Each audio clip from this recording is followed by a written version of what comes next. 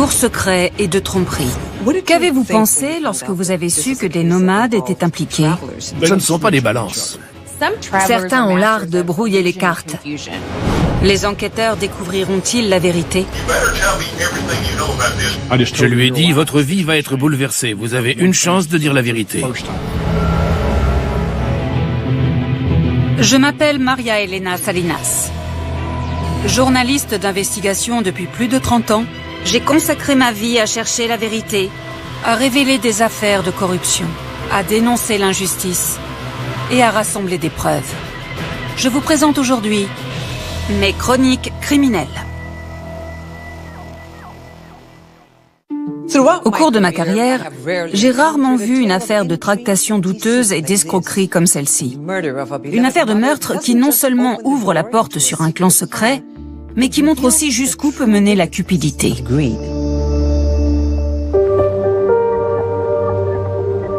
L'histoire se passe à Colleyville, au Texas. C'est une banlieue chic de Fort Worth, considérée comme l'une des plus sûres de l'État. D'ailleurs, aucun meurtre n'y est à déplorer depuis plus de 20 ans. Mais tout change le 23 septembre 2014. One first emergency. I just got here and I found a lady dead on the floor with blood all over the place. On a reçu l'appel au secours d'une femme qui venait arroser les plantes de cette maison. Could you tell us she was breathing? There was blood all over the place. Okay, hold on just a moment. Hold on just a moment. Quelques minutes plus tard, des policiers arrivent sur les lieux. Une maison de 350 mètres carrés au fond d'une impasse. À l'extérieur les attend la personne qui a appelé les secours. No one else is here?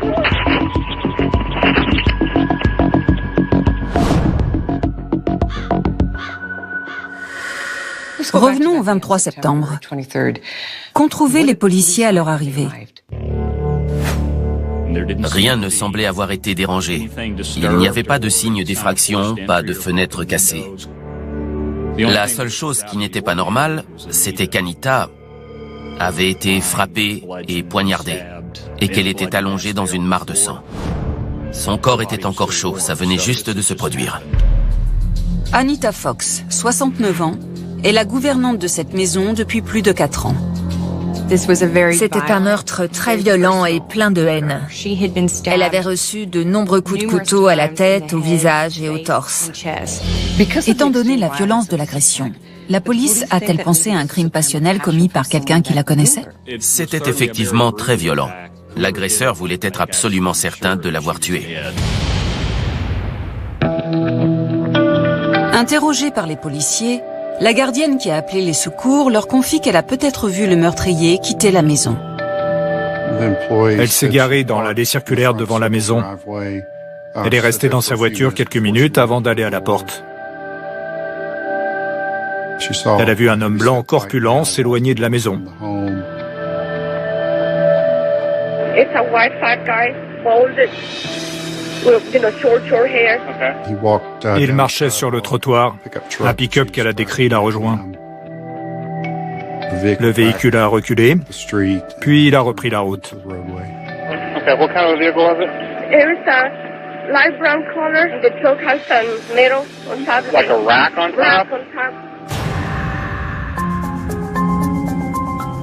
La jeune femme a été accompagnée au poste et un portraitiste du département de la sécurité publique du Texas est venu d'Austin afin de dresser un portrait robot. Pendant ce temps, sur la scène de crime, la police poursuit son enquête. Comment a réagi la propriétaire? Bien entendu, elle était effondrée. Elle connaissait Anita, elle l'aimait bien. Elle n'avait rien d'une suspecte pour nous. En gros, on avait une victime appréciée de tous. Il ne semblait pas y avoir de raison pour que quelqu'un veuille la supprimer. Et pourtant, elle avait été sauvagement tuée. En l'absence de suspect immédiat, la police s'intéresse à la famille d'Anita Fox. Anita avait 3 enfants, un fils et 2 filles, et de nombreux petits-enfants. Anita Fox était particulièrement proche du plus jeune de ses enfants, son fils Al. Celui-ci vit avec sa femme et ses 3 enfants à quelques kilomètres de chez sa mère. Le 23 septembre 2014 avait commencé normalement pour vous? Oui, je n'avais pas un emploi du temps très chargé. Je venais de terminer un chantier de pavage. C'était plutôt une journée de repos. Al se trouve dans son entreprise de maçonnerie lorsqu'il reçoit un appel qu'il n'oubliera jamais. Il m'a dit, « Votre mère a été victime d'une agression. Et elle s'en est pas sortie. » J'arrivais pas à y croire. Comment ça pouvait arriver à quelqu'un comme elle? Une veuve, une femme, une chrétienne. C'est là que le cauchemar a commencé pour moi. Est-ce que vous aviez la moindre idée de qui aurait pu vouloir tuer votre mère? Non. Non. Qu'avez-vous ressenti à ce moment-là? De la colère, de la haine, de la rage. C'était un cauchemar. Il fallait que je sache qui avait fait ça. Toutefois, il est habituel dans ce genre d'affaires que les enquêteurs considèrent les membres de la famille comme de possibles suspects et qu'ils les interrogent en conséquence. I talked to my mother last night before I went to bed. 9 or 10 o'clock I talked to her. Okay. And her attitude or spirit seemed to be normal, or? Yeah. Yeah, she, just about every day she goes to work. She stops at our place, sees the grandbabies. Elle n'est pas restée longtemps. Elle a dû s'arrêter 20-30 minutes. Puis elle m'a dit, « J'y vais, je t'embrasse. » J'ai dit, « Ok, maman. » Puis elle a dit, « Fais-moi un bisou. » Et elle est allée vers Al, vers Gabriel et vers Ariel. Elle les a embrassés. Puis elle est allée vers la porte, elle s'est arrêtée. Elle s'est retournée et elle est revenue vers Al. Elle l'a embrassé, puis Gabriel, puis Ariel. Puis elle est sortie. C'est la dernière fois que je l'ai vue. Vous pensez qu'elle pressentait que c'était la dernière fois qu'elle voyait ses petits-enfants? J'aimerais le savoir. Il y a tellement de choses que j'aimerais savoir. Did she suffer? No, I don't think so. What happened? We don't know. Comment s'est passé l'interrogatoire avec Al? Il était effondré. Par moments, il était en colère. Je l'ai trouvé convaincant au cours de l'interrogatoire. Toutefois, la police souhaite procéder à un prélèvement d'ADN. Al accepte. Avant de le laisser repartir, les policiers lui montrent le portrait robot du suspect. Quand vous l'avez vu, vous avez reconnu quelqu'un? Pas tout de suite. Mais en fait, quelques jours plus tôt, on faisait un pavage pour un hôpital. Et on avait livré du matériel ce soir-là. Il devait être 22 heures, il était tard. Il y avait un pick-up garé, les phares braqués sur nous. Et j'ai trouvé ça bizarre. Ensuite, on a quitté le chantier. Et il y a 18 kilomètres entre ce chantier et chez moi. Et lorsque je suis arrivé chez moi, dans l'allée, j'ai vu le pick-up en sortir. Le même pick-up? Le même. Et puis, le dimanche, je passe près d'une station-service et je vois ce pick-up. Alors, je m'arrête pour voir qui c'est. Le portrait robot lui rappelle l'homme corpulent qu'il a vu descendre du pick-up à la station-service. J'ai demandé à ma femme de prendre une photo du pick-up. Donc, vous trouviez suspect d'avoir vu ce pick-up avec le même homme à l'intérieur 3 fois en 3 jours? Oui. L'inspecteur Maddox me transfère la photo et la première chose que je remarque, c'est la galerie. La couleur correspond à la description faite par le témoin. La galerie aussi. Mais je n'arrive pas à lire la plaque. Incapables de déchiffrer la plaque d'immatriculation, les enquêteurs mettent la photo de côté. Pendant ce temps, sur la scène de crime, les techniciens de la police scientifique travaillent d'arrache-pied. Ils ont tout examiné et ils n'ont trouvé aucune empreinte, aucune trace d'ADN qui aurait pu servir à identifier le ou les suspects. Ce n'est pas étrange pour un crime aussi violent qu'il n'y ait aucune trace d'ADN? Si, bien sûr. Quand on n'a pas cet outil essentiel dans une enquête, notre travail devient bien plus difficile. 2 jours après le meurtre, les 2 filles de la victime, Virginia et Lila, arrivent au Texas accompagnées de leur mari. Les policiers vont pouvoir s'entretenir avec les autres membres de la famille d'Anita Fox. Quand on les a vus, on leur a demandé s'il y avait ne serait-ce qu'une convention obsèque qui allait pouvoir les aider. Et toute la famille a répondu qu'il n'y avait absolument aucun contrat d'assurance à son nom. En réalité, la réunion n'est pas simplement destinée à réconforter la famille de la victime, ni à poser les questions d'usage.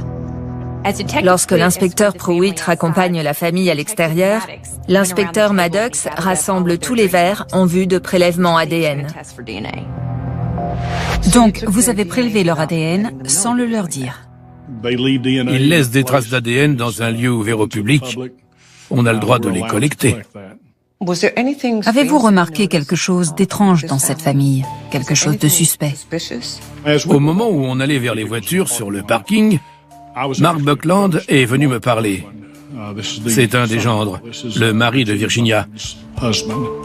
Il m'a pris à part et il m'a dit « Monsieur Pruitt, quand j'ai dit qu'il n'y avait pas d'assurance, ce n'était pas tout à fait vrai. J'ai un contrat. » Je lui ai demandé quel type de contrat et il m'a répondu « C'est un monstre. » Un monstre? Ça veut dire quoi? Je n'ai pas compris sur le moment et j'ai décidé d'en rester là ce soir-là. La police a entendu vos sœurs et leur mari. Que pouvez-vous en dire? Vous savez, je n'y étais pas. Un jour, l'inspecteur Pruitt m'a dit « Al, parfois on croit connaître des gens et on ne les connaît pas du tout. » Quand il m'a dit ça, tout ce que j'imaginais a changé. Au cours des jours suivants, les enquêteurs qui travaillent sur le meurtre d'Anita Fox mettront au jour un univers secret à la moralité très élastique et qui va bien au-delà de la mort d'une grand-mère bien-aimée.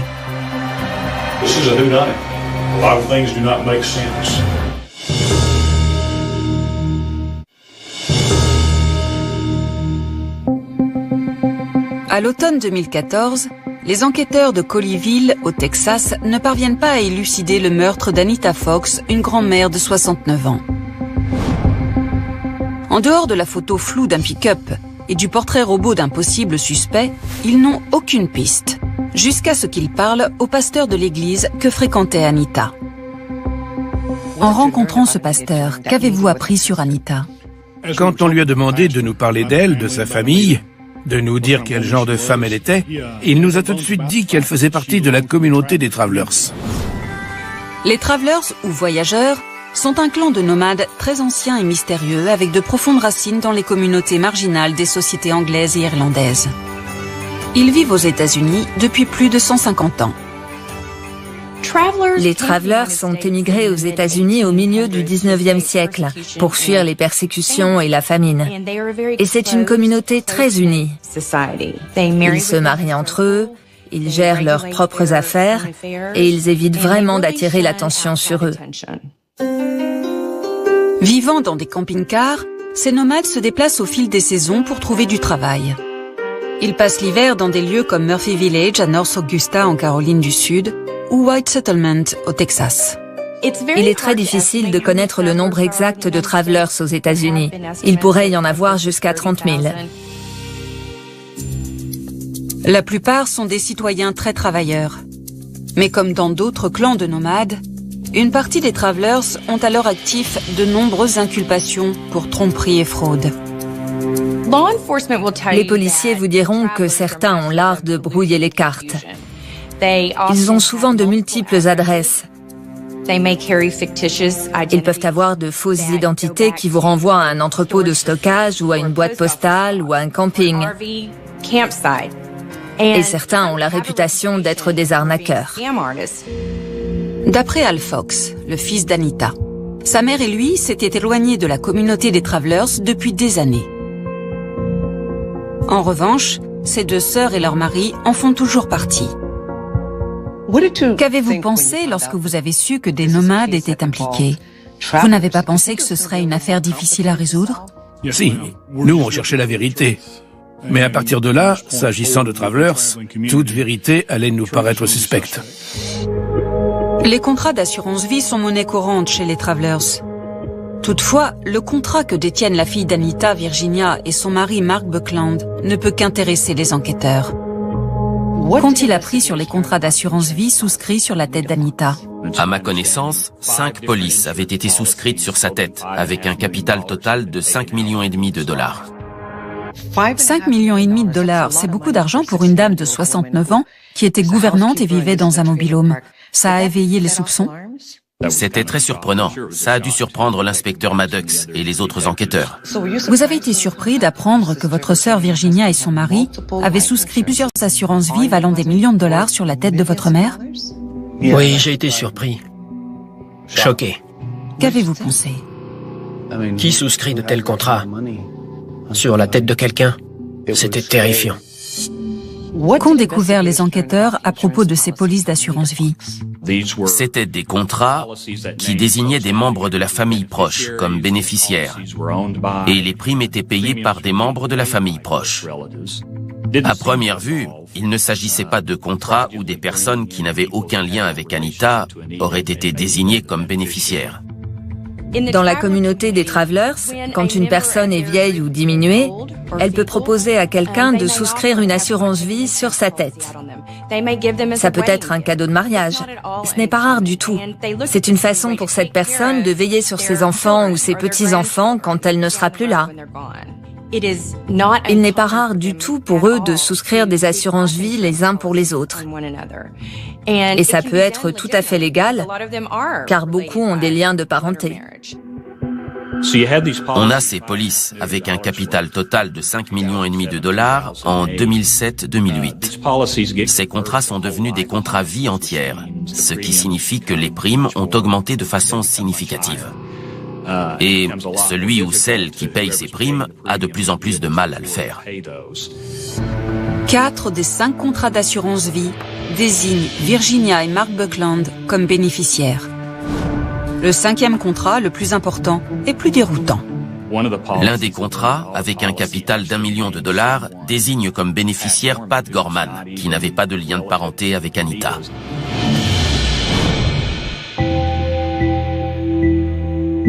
Lorsque les policiers ont vu ce nom, ils ne leur disaient rien. Mais en fouillant un peu, ils ont découvert que Pat Gorman était l'un d'entre eux. Anita était issue des Travelers anglais, lui des Travelers irlandais. C'était donc une piste à suivre. Les Travelers anglais et irlandais sont différents, mais ils sont vaguement en lien les uns avec les autres. Il arrive qu'ils se connaissent, qu'ils se mélangent. Il arrive même parfois qu'ils se marient entre eux. Mais dans l'ensemble, ils forment 2 sous-clans distincts. Les Irlandais restent avec les Irlandais, les Anglais avec les Anglais. Les enquêteurs ne savaient pas trop si le fait qu'ils soient tous les 2 des Travelers avait un lien avec l'affaire. Ils ignoraient si c'était une simple coïncidence ou un élément essentiel. C'était quelque chose qu'ils allaient devoir élucider, et pour cela, il fallait qu'ils trouvent Pat Gorman. La police remonte jusqu'à une adresse à Plainfield, dans l'Illinois. On est allé à Plainfield pour parler à Patrick et à sa femme. Quand on est arrivé, il était parti travailler. J'ai demandé à sa femme si elle avait une photo de Patrick, et elle m'en a donné une. Mais l'homme sur la photo ne ressemblait en rien au portrait robot. Après des semaines passées à tenter de localiser Pat Gorman, l'inspecteur finit par retrouver sa trace en Caroline du Sud. Il constate que ce n'est pas l'homme du portrait robot. En revanche, Pat Gorman a des informations très intéressantes qui seront utiles à l'enquête. Pat Gorman affirme que l'assurance vie est simplement un investissement. Il explique qu'il a investi dans une assurance vie avec Mark et Virginia Buckland et que pour être désigné comme bénéficiaire, il s'est engagé à payer les primes. L'idée, c'est de transférer l'un des contrats à un tiers afin qu'il paye les primes, de sorte que la pression financière soit moins forte pour ceux qui payent les primes des autres polices. Est-ce que c'est courant de transférer un contrat d'assurance vie à quelqu'un d'autre ou de faire appel à des investisseurs? Je n'en avais jamais entendu parler. En tant qu'investisseur, Pat Gorman avait un bon mobile pour tuer Anita. Mais il s'avère qu'il a un alibi en béton. En plus de ne pas ressembler au portrait robot, il était à l'autre bout du pays le jour du meurtre. L'inspecteur Maddox a interrogé Pat Gorman pendant près de 6 heures et il en est ressorti convaincu qu'il n'avait absolument rien à voir avec le meurtre d'Anita Fox. Pendant ce temps, au Texas, la police scientifique a obtenu des résultats. 10 jours après le meurtre, les techniciens ont obtenu un profil ADN à partir des débris microscopiques retrouvés sous les ongles d'Anita. Ces traces excluent les membres de la famille d'Anita, y compris Virginia et Mark Buckland. Mais correspondrait-elle à l'homme du portrait robot? Cette question devra attendre. Car quelques jours plus tard, la police de Colleyville fait une découverte étonnante, qui met au jour une réalité trompeuse. God's a witness. He witnessed this. Yes, he did. I've never seen that turn out well for people.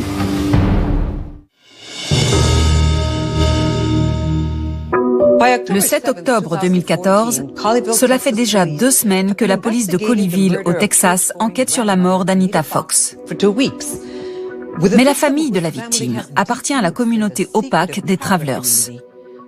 Et les enquêteurs sont dans l'impasse. La seule personne en qui ils pensent pouvoir avoir confiance, c'est Al Fox, le fils d'Anita. I'm going to let you know this is a whodunit. It is a real whodunit. A lot of things do not make sense. Et Al est bien décidé à faire en sorte que la police explore toutes les pistes. Colleyville authorities say a witness saw the suspect departing the scene in a champagne-colored pickup truck. Lorsque vous avez su pour le pick-up, vous avez fait le lien avec celui que vous aviez vu et qui semblait vous suivre? J'ai dit à l'inspecteur Pruitt, aux infos, ils ont parlé d'un pick-up champagne, avec une galerie. La photo que je vous ai envoyée, ça a donné quelque chose? Il m'a dit, il vous préoccupe ce pick-up?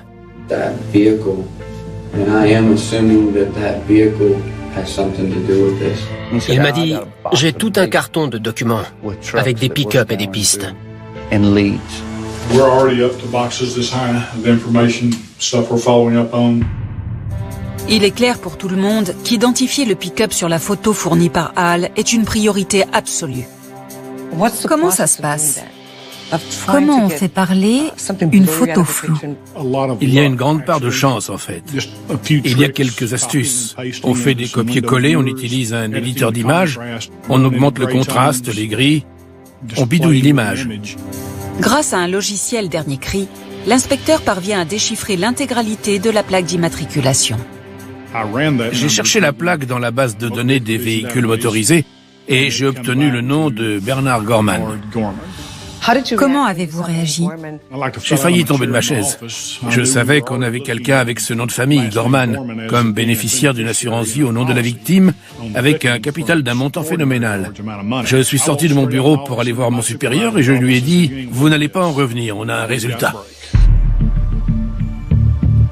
Ensuite, les enquêteurs visionnent les images de vidéosurveillance de la station-service où Al a pris la photo du pick-up. Et elles sont éloquentes. Le conducteur du pick-up ressemble à s'y méprendre à l'homme du portrait robot. Puis ils apprennent que le propriétaire du véhicule, Bernard Gorman, n'est autre que le neveu de Pat Gorman. Les Texas Rangers ont fini par localiser le pick-up dans la région de Houston. Ils ont interpellé le véhicule sur la route et arrêté Bernard Gorman pour une infraction antérieure. Est-ce que ce véhicule correspondait à celui décrit par la femme qui était venue arroser les plantes? La couleur correspondait. La marque et le modèle aussi. Mais c'est tout. Il n'y avait pas de galerie sur ce véhicule. Ça ne veut pas dire que ce n'était pas le bon? Non, parce qu'il y avait les plaques. L'inspecteur Pruitt se rend à Katy, au Texas, pour entendre Bernard Gorman. Quand vous lui avez parlé, vous l'avez interrogé à propos du meurtre d'Anita Fox? Non. On voulait la jouer fine, lui donner l'impression qu'il était plus malin que nous. Who else drives the truck? Just you have access to it, nobody else has access. Mike drives the Mike has access. Is everything in that truck yours? Yeah. All that equipment. And that equipment's used for what? Je lui ai posé des questions sur son travail. Il est peintre en bâtiment. Alors je me suis inventé un frère qui faisait le même métier et je lui ai parlé du fait que les peintres sont obligés de louer des remorques pour transporter leurs échelles.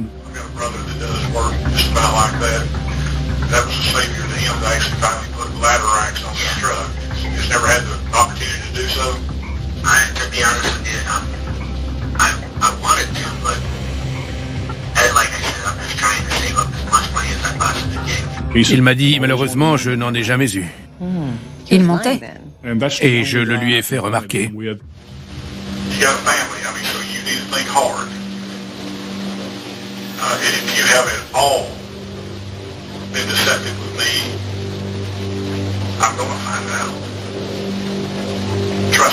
Il a commencé à se montrer nerveux, et je crois qu'il savait où on voulait en venir. Il avait compris ce que j'avais fait. Il avait cru à une simple conversation amicale, mais finalement, il s'avérait qu'on avait suffisamment d'informations pour savoir qu'il nous avait menti. Oui.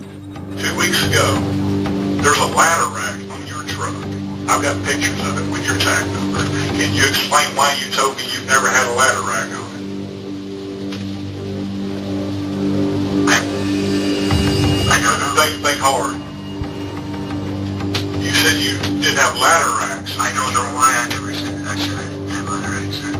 Okay. Let me tell you what's going to happen one day is the involvement. I thought this is a life-changing experience for you. This is pretty important when I'm investigating.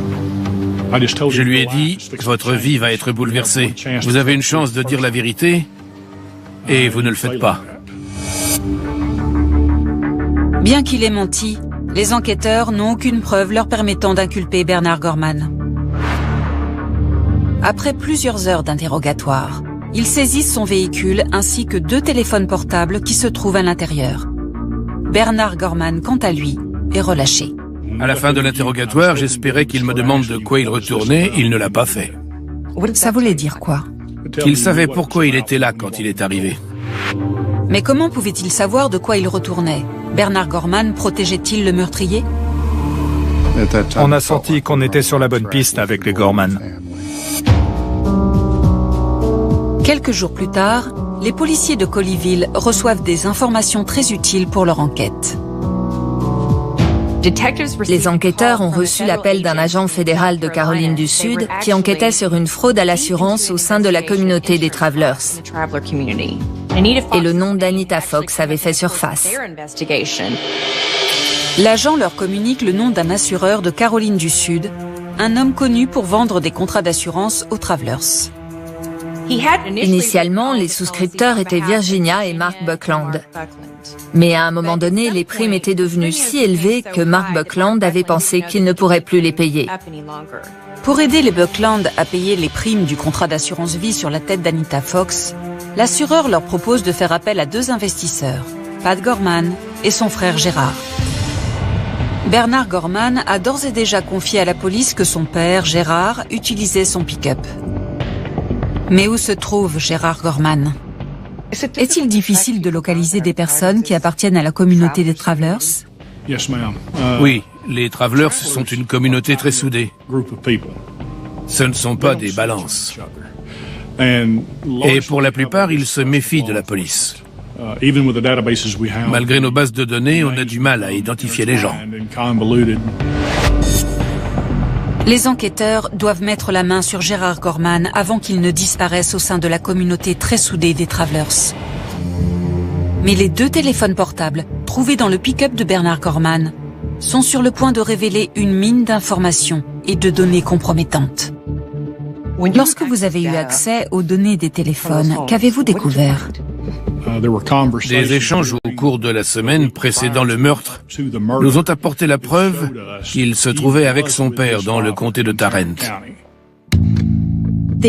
Les données des téléphones portables montrent que Bernard était dans la zone du camping d'Anita au cours des jours précédant son meurtre. Il révèle également qu'il était dans le secteur de Colleyville au moment où elle a été tuée. Le 19 janvier 2015, Bernard Gorman est de nouveau interrogé. Votre approche est différente? Oui, on ne tourne pas autour du pot. On a des moyens de pression. Please quit with the storytelling and tell us the truth.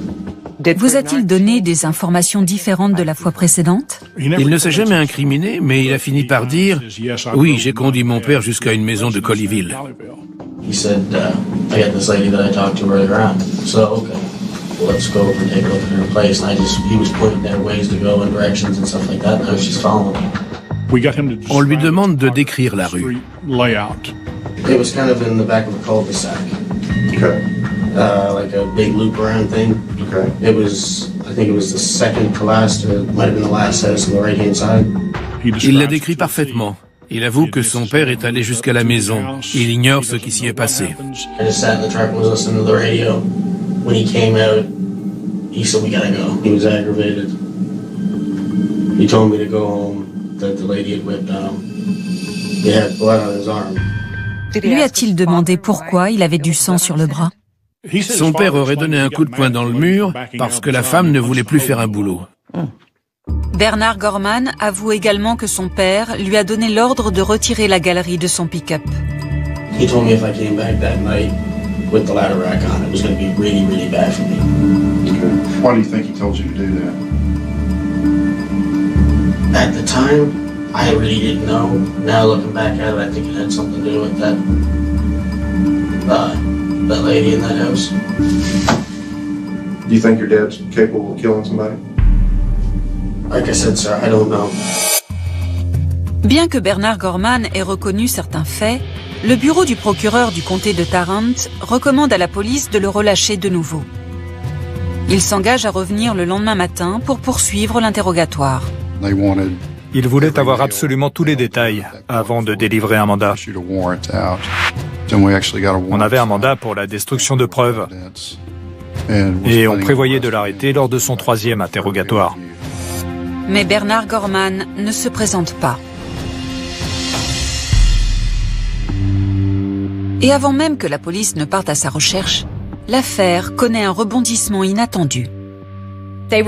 Les enquêteurs reçoivent un appel de la police de Brookshire au Texas. Un homme a été retrouvé mort dans une chambre de motel. D'après la carte d'identité trouvée sur place, l'homme s'appellerait Bernard Gorman. Mais la photo est celle d'un homme plus âgé et plus corpulent. En réalité, il s'agit du père de Bernard Gorman, qui se fait appeler Gérard, mais dont le véritable prénom est Bernard. La ressemblance avec le portrait robot est troublante.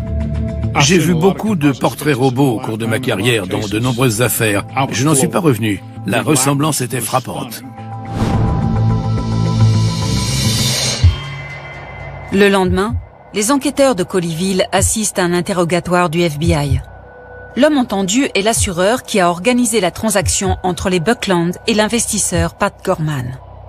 Ils apprennent alors que les primes mensuelles de l'assurance vie sur la tête d'Anita Fox s'élevaient à 2800 $ et que Gérard en payait une partie.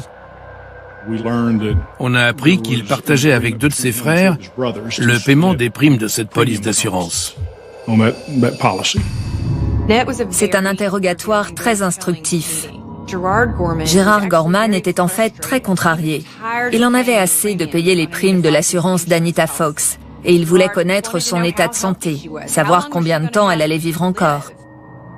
Et à un moment donné, il a demandé à avoir son adresse. He would call up and he says, "Hey man, where's she living?" I said, "I got no idea." She lives in Fort Worth, and he came back and said, "Look, man, we just kind of want to go trick or treating to find kind of how she's doing." De toute évidence, Gérard Gorman la surveillait. Il rôdait autour de chez elle. Il attendait le bon moment.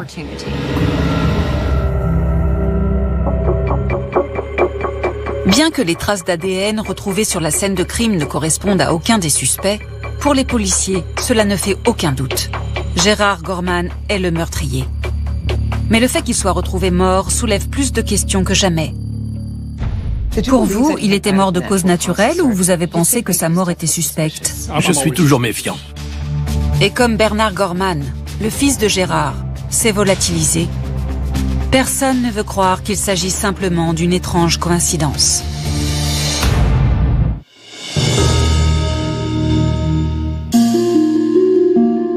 En février 2015, 6 mois après le meurtre d'Anita Fox et 4 semaines après la mort de son père, Bernard Gorman, 27 ans, est toujours recherché par la police. L'homme est un peu caméléon et il reste introuvable. Mais le 19 février 2015, il commet une erreur qui va lui coûter cher. Comment l'avez-vous retrouvé? Il est très dangereux d'être sur les réseaux sociaux quand on essaie d'échapper à la police. Les policiers ont découvert grâce à la page Facebook de sa femme qu'il était à Disney World. Avec l'inspecteur Pruitt, on est parti pour la Floride où Bernard Gorman était en garde à vue, afin de l'interroger. Mais l'homme refuse d'être interrogé. Quand on est arrivé en Floride, il avait engagé un avocat et il ne voulait plus nous parler. Bernard Gorman est néanmoins inculpé pour meurtre et association de malfaiteurs en vue de commettre un meurtre et il est renvoyé dans le comté de Tarrant, au Texas. Sa caution a été fixée à 500 000 $, ce qui est une somme extrêmement élevée dans le comté de Tarrant, même dans le cadre d'une inculpation pour meurtre. Le procureur pensait qu'il risquait de s'enfuir, que s'il était libéré sous caution, il disparaîtrait. Au cours de l'audience de fixation du montant de la caution, le juge... Quelle preuve aviez-vous qu'il savait ce que son père faisait dans la maison? On s'est procuré les images de vidéosurveillance d'un hôpital de Cleburne. C'est là qu'Al avait vu le pick-up pour la première fois. Et on a réussi à obtenir les images vidéo de son véhicule qui arrive sur le parking. Ensuite, lorsqu'il part, on voit un bras qui dépasse de la portière passager. On savait donc qu'il y avait 2 personnes dans ce véhicule. Les enquêteurs ont la preuve qui confirme les soupçons d'Al Fox. Bernard et son père Gérard étaient bien en train de surveiller le chantier d'Al ce soir-là. Ils ont utilisé Al pour arriver jusque chez sa mère Anita. On a la trace de son téléphone portable, non seulement du côté de Cleburne et de Burleson, où vit Al Fox, mais aussi près de chez Anita Fox. Dès le vendredi soir, il rôdait dans le quartier pour essayer de localiser sa maison. Et je pense qu'en fin de soirée, il l'avait trouvée. Le procureur pense qu'une fois que les Gorman sont parvenus à localiser Anita, ils l'ont suivie pendant plusieurs jours jusqu'à ce qu'elle arrive à l'endroit idéal. La maison vide dont elle est la gouvernante qui se situe dans une impasse isolée. Au cours de son interrogatoire, Bernard prétend qu'il ne faisait qu'aller où son père lui disait d'aller. Mais j'ai du mal à croire qu'on puisse accompagner quelqu'un aussi longtemps sans savoir ce qui se trame.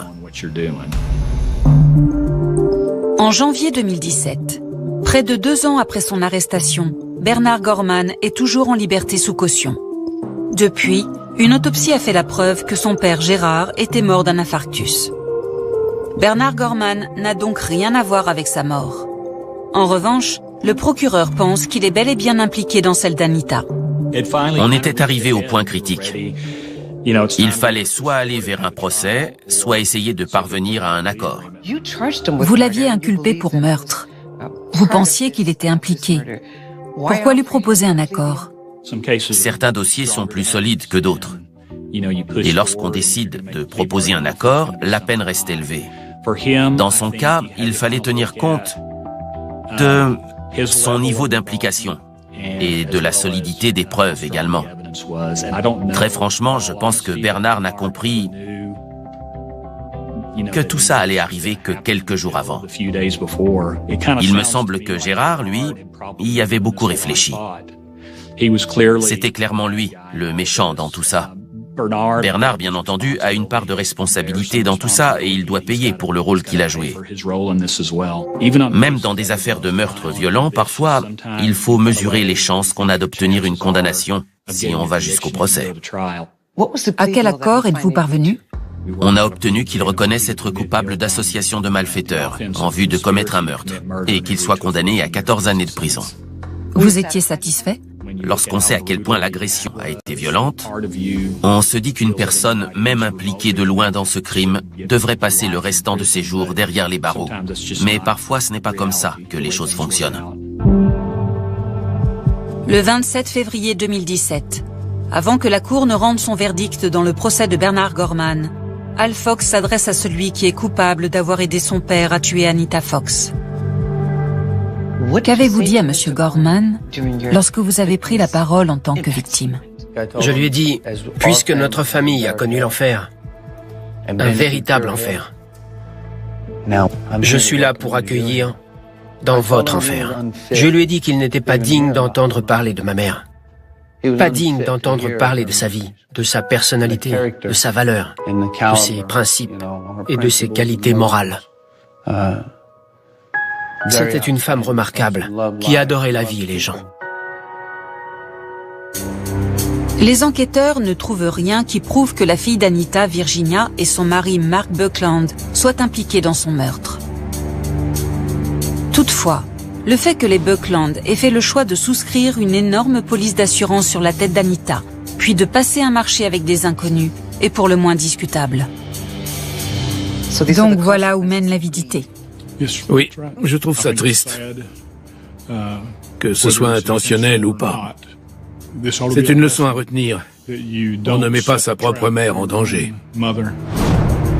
Et pourtant, lorsque les 3 compagnies d'assurance refusent de payer les millions de capitaux, les Buckland décident de les attaquer en justice. Le fils d'Anita, Al, dépose alors une requête pour intervenir dans les procès intentés par sa sœur. Al Fox estime que Virginia et Mark Buckland sont involontairement responsables de la mort de sa mère. Que sous-entendez-vous ? Qu'elle avait plus de valeur morte que vivante. Pour vous, ils sont aussi coupables que les Gorman ? Je considère qu'ils sont responsables de ce qui lui est arrivé. Qui a besoin d'ennemis avec des amis comme ça? Le meurtre d'Anita Fox a donné un coup de projecteur sur les enquêtes déjà en cours du FBI concernant les fraudes à l'assurance commises par des travelers. Le FBI enquêtait déjà sur des fraudes à l'assurance. Et avec ce meurtre, elles ont été exposées au grand jour. Ça a vraiment mis les enquêtes sur le devant de la scène et dévoilé des arnaques qui avaient cours depuis très longtemps. Au cours de l'année 2017, dans le cadre des enquêtes du FBI, ce sont en tout 50 travelers qui ont plaidé coupables de différents types de fraudes et de rackets. Pensez-vous que la mort de votre mère a révélé la véritable ampleur des crimes économiques auxquels certains travelers se livrent? Je pense que ça a levé le voile sur ce qui se passe. Je sais que l'argent, c'est le pouvoir. Et que quand on cherche à avoir autant de pouvoir, on finit par être corrompu. Regardez ce que font les gens par cupidité, ce qu'ils ont fait. Qu'est-ce qu'elle pensait de l'argent, votre mère? Elle me disait, il y a des gens qui aiment l'argent et qui utilisent les gens. Mais fiston, il y a des gens qui aiment les gens et qui utilisent l'argent. Tu seras dans quel camp? Le 3 mai 2018, les jurés ont reconnu à l'unanimité que Mark et Virginia Buckland faisaient partie de l'association de malfaiteurs qui avait conduit au meurtre d'Anita Fox. En raison de ce verdict, les Buckland ne peuvent pas encaisser les millions de dollars de capitaux des contrats d'assurance. Le couple a l'intention de faire appel. Les jurés ont également accordé aux héritiers d'Anita Fox 166 millions de dollars de dommages et intérêts dissuasifs. Al Fox est l'exécuteur de sa succession. C'était Maria Elena Salinas. Merci de m'avoir suivi.